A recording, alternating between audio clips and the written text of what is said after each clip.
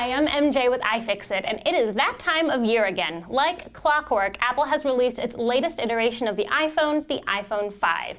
It seems as if anybody who's been paying even casual attention to the tech and Apple blogs knew all about it well before Apple even announced it. From the larger screen and body to the updated dock connector, we've been getting sneak peeks at this new iPhone since as early as May of this year. And interesting as those leaked product images are, they don't do much for us here at iFixit. We don't think we've really seen a device until we've done what we do best, and that's tear it down.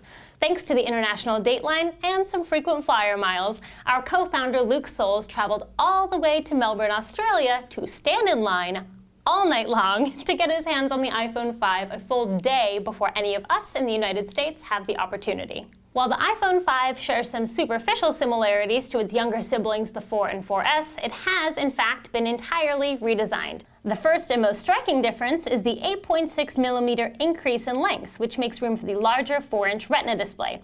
The display now has a perfect 16:9 aspect ratio and a pixel resolution of 1136 by 640. You might say that the iPhone 5 finally hit adolescence, as it's not only gotten taller, but thinner too.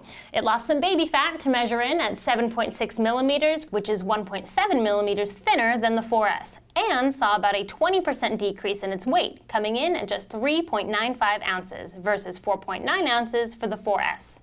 But being tall and thin isn't everything. As we all know, it's what's on the inside that counts. So, on that note, let's take a look at what's making this latest iPhone tick. Getting into the phone was déjà vu inducing, as Apple continued using its proprietary pentalobe screws to hold the phone together. We, of course, saw that coming and sent Luke with a pentalobe driver that was just perfect for the job. Once those screws were out, we were met with a pleasant surprise. I never thought I would be so excited to see a suction cup, but there it is.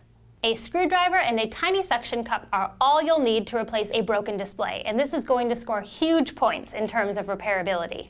Apple has returned to a top-down construction with the iPhone 5, and anyone who's ever swapped their broken screen on their iPhone can tell you that this is great news, because rather than digging through all of the other internals to get to the display, on the iPhone 5, the display is the first thing that comes off. For context, replacing the display on an iPhone 4S takes 38 steps, and the quickest I've ever done it is 45 minutes. It looks like the iPhone 5 will take just a few steps, and likely 5 to 10 minutes. And since the display is the most common thing that breaks on most smartphones, we consider an easily replaceable display to be a win for consumers. Our next step, as any good repair person can tell you, is to disconnect and remove the battery. For comparison, the iPhone 5 has a 3.8-volt battery, whereas the iPhone 4S's battery is 3.7 volts. How they're getting increased performance from a battery that's only marginally more powerful is still a mystery to us, though my money is on a combination of other hardware and software improvements. We'll probably know more about the battery performance as soon as we get a closer look at the chips. And speaking of chips, once the battery is out, we got our first look at the logic board, and on it are lots and lots of goodies. As we worked toward freeing up the logic board, we noticed that there were all kinds of metal-to-metal contacts inside the iPhone 5. Our initial guess is that this could be some kind of an antenna, but only time will tell. With the logic board free, we finally have the opportunity to inspect the chips that make up the iPhone 5. Behind some shielding, we discovered the elusive A6 chip. Here's where the chip geeks should get excited. The A6 is Apple's first custom-designed processor for the iPhone, and it seems like it's quite the little powerhouse.